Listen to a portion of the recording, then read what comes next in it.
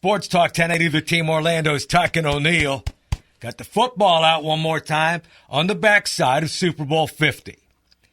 I want to talk about that just a little bit, but because I was dead wrong. I had Carolina scoring a ton of points and beating Denver.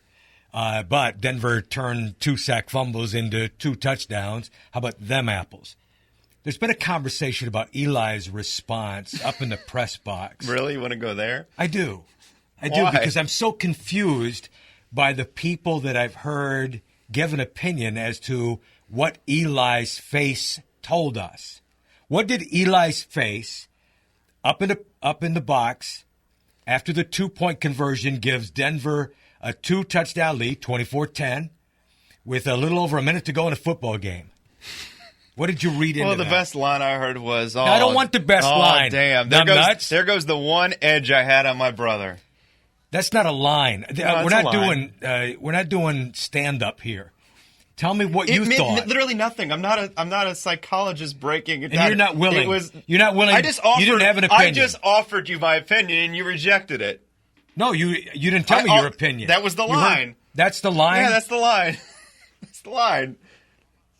I want to see how you react to it. No, that's your opinion. Because I didn't have a reaction. I laughed a little bit because Eli is about the most emotionless person that you could come across, and his big brother ain't much different. That's just the way they are. His response up there was just emotionless. Yeah. You thought it was rocked with emotion? No, Okay. I thought there was a telltale sign as to why he didn't react in more of a joyous, positive way. It has nothing to do. I've got a feeling if you put a torch to his arm, he'd go, ouch, or he'd go, ah. He'd have a reaction. You don't think so? He's emotionless, huh? God, maybe we ought to take his shirt off and see in the back if he's a wind-up toy. The positive word we use in sports is stoic. That's the positive word we use. Here's what I'm going to spin, and maybe I just live in a world by myself. Obviously, he's a quarterback. He's looking, as you can tell, in my opinion, he's looking, there's a minute to go. This thing ain't over yet. Let's not celebrate yet. That's the quarterback. That's the football player. Obviously. That's the coach on the sideline. Don't you think? You don't. No, well, Peyton, you would have thought would have reacted that way. Peyton was all smiles. When?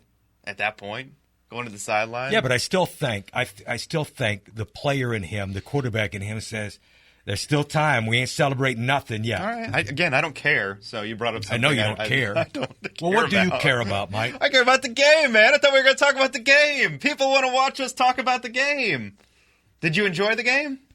Oh, hell yeah. Yeah, it was a good game. It wasn't, it's compared to some of the nail biters we've had. It lacked that, I don't compare them. Oh, I always do. This one is it's to natural to compare. Well, for you. For this one, to me, it separates itself. It's like going to an art gallery. I don't go, hold on a second, let me go back to the other room and check out the Mona Lisa. When was the last time you went to an art gallery? Really? You might be surprised. Really? I thought we were going to talk about the Look Super at you, Bowl. all cultured. I definitely have not been in an art gallery anytime. I thought we were going to talk about the Super Bowl. I let it stand alone. Yeah. It's like a new bottle of wine to me where you smell the aroma. Now I'm a wine connoisseur, too. You got me beat, man. You got me beat. No, I thought it was going to be a defensive slugfest, which it was. It was sloppy as far as the penalties and the turnovers. That takes away from the aesthetic part of it because you feel like if you're cheering for either team, you feel like, gosh, we're beating ourselves here. And I think that's always the feeling. If you're a Carolina fan, you're going, we beat ourselves last night. If you're a Denver fan, you're going, gosh, it's about the 2 turnovers they had, possibly taking points off the board for them in each instance. It's too long, but we appreciate you sticking with us. Cam's reaction post-game. It's somewhat like Eli's to me. It was the best word I heard Deion Sanders use on NFL Network was immature. But again, it'll be forgotten in 2 days.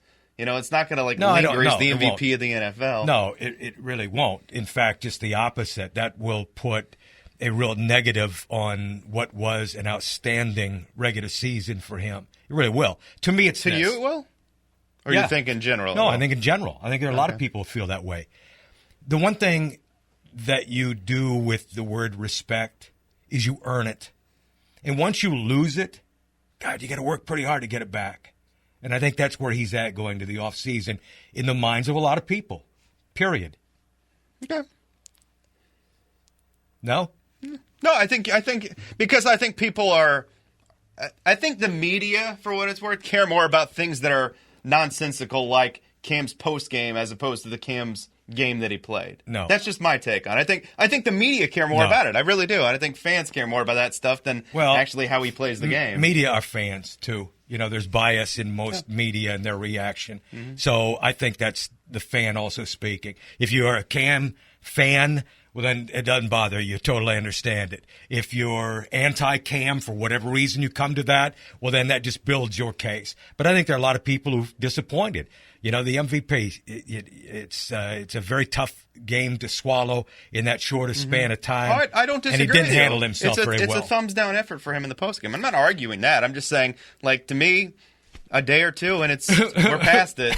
I know. It's time to put the football down. We're Tuck and O'Neill. Oh, wait, the draft's coming up. Oh, yeah. We're going to talk about the draft. Right. And trade deadline in NBA, too, pretty soon. We talk about all of it weekdays 3 to 7. Sports Talk 1080 The Team, Orlando.